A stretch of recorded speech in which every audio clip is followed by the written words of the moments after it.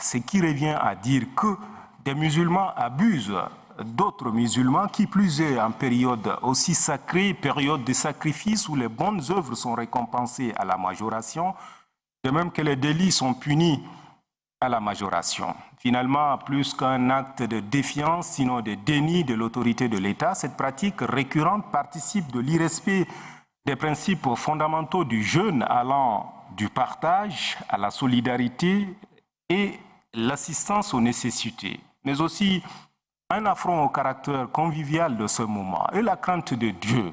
Qu'en fait-on? Quand il s'agit de pèlerinage, l'autre pilier de l'islam, c'est toujours des musulmans qui pompent l'air à leurs coléligionnaires, défiant ainsi tout à la fois la décence, le bon sens, à la limite la morale.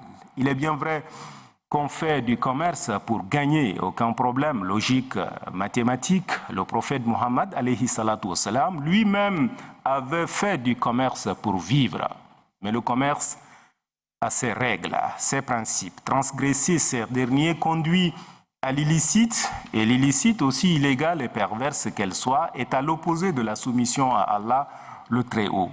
Douanier, agent des impôts ou commerçant, on peut glisser, si l'on est sans scrupule, vers la cupidité, mais la pitié, quand la pitié cesse de nous habiter, on s'approche de l'animalité. J'ai envie de terminer par cette digression bien ivoirienne. Même si vous n'avez pas pitié, pardon, il faut avoir peur de Dieu. Ramadan Karim, vivement lundi prochain. Parlant justement du mois de Ramadan, le mois béni annoncé pour le mardi 9 juillet débutera plutôt le mercredi sur l'ensemble du territoire national. L'annonce a été faite par le président du Conseil supérieur des affaires islamiques, Cheikh Hissène Hassan Abakar. L'actualité ce lundi est marquée par le lancement officiel des activités de renforcement des capacités du Bureau permanent des élections. La cérémonie a lieu ce matin dans les locaux de la dite structure en présence des présidents des grandes institutions de la République, des membres du gouvernement et des représentants des partis politiques, ceux dans l'optique de mieux organiser les futures consultations électorales régionales et départementales de 2014 et les législatives de 2015, ou encore les présidentielles de 2016. Ahmadiyya Abbas, reportage. Il est question au cours de cette rencontre d'informer le leader politique, la société civile et les partenaires techniques des dispositions prises pour la bonne organisation de futures consultations électorales dans les différents départements et régions du pays. Une brève présentation de la dite structure a permis au directeur général du Bureau permanent des élections, Dr Ahmad Ali Hissène, d'édifier l'assistance sur les forces et faiblesses du Bureau permanent des élections. Pour le représentant résident du PNUD au Tchad, Titsio Kando, l'organisation des bonnes élections nécessite des moyens adéquats. Le président du cadre national du dialogue politique, Mamad Hissène, se félicite des efforts conjugués à divers niveaux pour la réussite de la mission assignée au Bureau permanent des élections. Le ministre de l'économie, du plan et de la coopération internationale a pour sa part relevé l'engagement des plus hautes autorités en faveur de la démocratie au Tchad. Soucieux du développement de notre pays, son Excellence Idriss Déby Itno, président de la République, chef de l'État, a toujours œuvré pour un Tchad épris de paix et de stabilité. Pour ce faire, des efforts inconsidérables ont été menés par son Excellence Idriss Déby Itno au prix de nombreux sacrifices pour consolider les acquis démocratiques par la recherche constante et permanente du dialogue entre les Tchadiens. Cette rencontre de lancement des activités du Bureau permanent des élections a été sanctionnée par la remise des clés de 6 véhicules de marque Toyota, un don du PNUD. Une réunion du comité monétaire et financier national de la Banque des États de l'Afrique centrale s'est tenue ce matin en N'Djamena. Il s'agit réellement d'une session extraordinaire consacrée à la conjoncture économique nationale et internationale ou encore les perspectives globales de l'année en cours.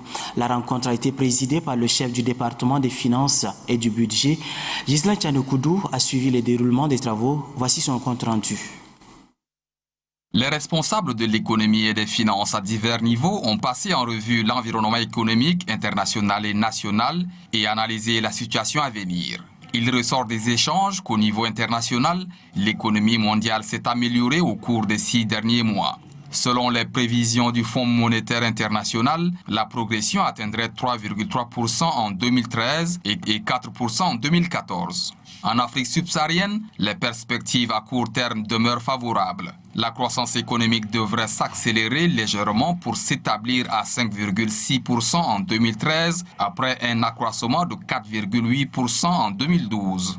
Sur le plan national, l'économie et les finances se portent bien. Les recettes budgétaires sont chiffrées à 365,7 milliards de francs CFA en fin avril dernier. Cependant, les dépenses ont connu une envolée jusqu'à 251,6 milliards, entraînant ainsi un déficit base caisse d'environ 150 milliards. Ces dépenses sont liées aussi à l'intervention de l'armée tchadienne au Mali. Il s'agit de dépenses qui ont été engagées dans le cadre de notre soutien à un pays frère et ami qui a été agressé par les narcotrafiquants, par les terroristes. Et c'est sur invitation de la communauté internationale que le Tchad a pu intervenir. Donc cette somme sera remboursée au Tchad, comme les autres États de l'Afrique de l'Ouest ont été déjà remboursés. Il y a un mécanisme qui a été mis sur place et également c'est des normes. Ça va être remboursé. Le Tchad connaît une évolution favorable des principaux agrégats monétaires. Notamment l'afflux des recettes pétrolières a boosté la situation monétaire. Selon le ministre des Finances et du Budget, l'emprunt obligataire d'un montant de 85 milliards à souscription libre sera lancé très prochainement. Ceci dans le cadre de la diversification du financement de l'économie nationale. Cette session ordinaire a été sanctionnée par un communiqué final relatif à l'évolution de la conjoncture économique nationale et internationale, mais aussi et surtout des perspectives générales de l'année 2013. Les grandes décisions de cette rencontre avec le ministre des Finances et du Budget, Até Bloutoum. En zone CEMAC, la croissance a progressé de 6,6% en 2012 contre 5,1% en 2011, avec une accentuation des tensions inflationnistes. Les perspectives pour l'année 2013 seraient marquées par un ralentissement de l'économie, de l'activité économique sous-régionale. Toutefois, la croissance demeurerait satisfaisante eu égard à la bonne tenue du secteur non pétrolier. Il est prévu un taux de croissance de 4,1% en 2013. S'agissant de l'économie tchadienne, les membres du comité se sont réjouis de la consolidation de la croissance estimée à 8,9% en 2012 grâce au dynamisme du secteur hors pétrole, notamment les secteurs agricoles. Ils se sont également réjouis de bonnes perspectives pour 2013. Selon les dernières prévisions, le taux de croissance du PIB se chiffrerait à 5%. L'inflation, quant à elle, resterait en dessous de la norme communautaire de 3%. Pour ce qui est des finances publiques, le comité a noté à fin avril 2013 que les recettes budgétaires se sont élevées à 365,7 milliards de francs CFA, soit un glissement annuel, une hausse de 26,4%, grâce notamment au raffermissement des recettes pétrolières. De même, les dépenses courantes ont augmenté sur la période pour se situer à 251,6 milliards de francs CFA, soit une hausse de 55,7%. Il en découle un déficit base caisse de 143,8 milliards de francs CFA. Le comité a ensuite observé l'évolution satisfaisante du système bancaire tchadien, dont le bilan agrégé s'est accru de 20,5% au 31 mars 2013, se fixant à 721,3 milliards contre 598,5 milliards une année auparavant. Au niveau du marché des capitaux, le comité a constaté la baisse d'injection de liquidités, l'absence de placements et la hausse des réserves obligatoires des banques, le manque de dynamisme du compartiment interbancaire ainsi que le maintien du taux d'intervention de la BEAC.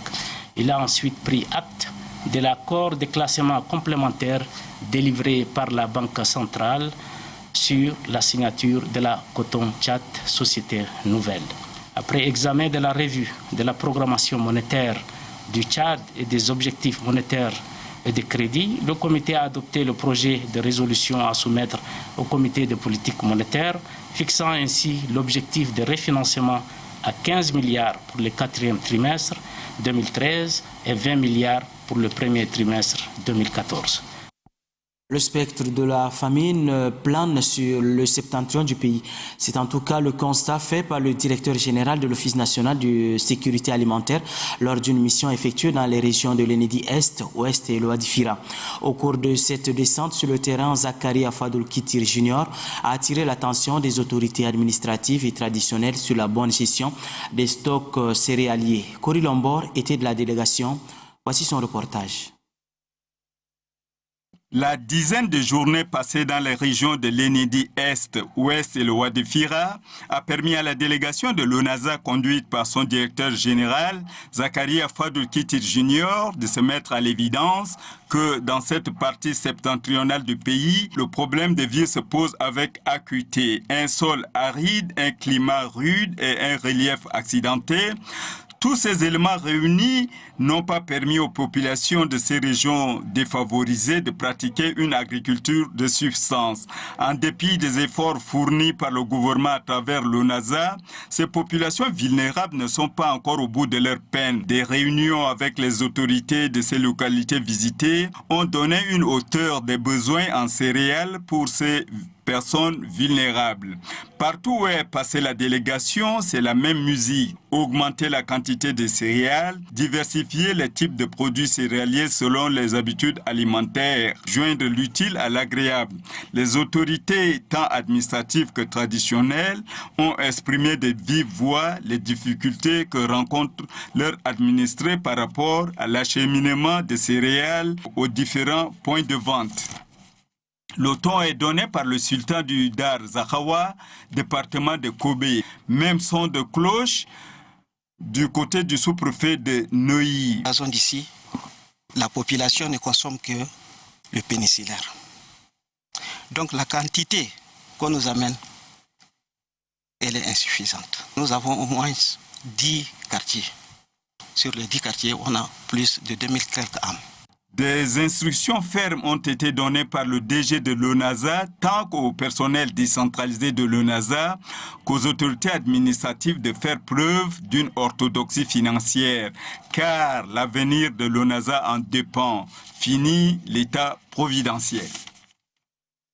Sur ce, mesdames et messieurs, le 23h30 sur Téléchat se referme. Merci à vous de l'avoir suivi. Je vous retrouve, Inch'Allah, demain pour un autre tour d'horizon de l'actualité. Portez-vous bien. Au revoir.